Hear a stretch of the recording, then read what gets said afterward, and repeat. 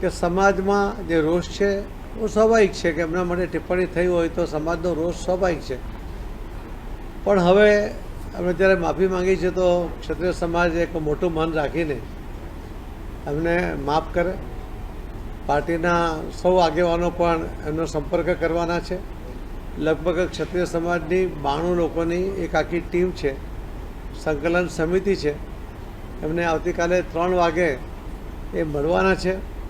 એમનો રોષ હશે તે પણ સાંભળશે અને એમને સમજાવશે અને ધીમે ધીમે વાતાવરણ સરળ બને એના માટેના પ્રયત્ન કરશે.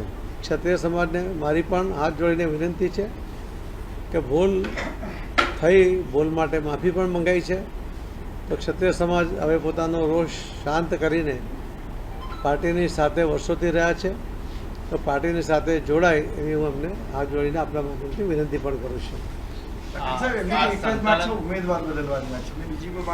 એટલે હવે એમને સમજાવીએ છીએ ને કે હવે શાંત હતા. આ બાબતે કોઈ વિચારણા કરી છે?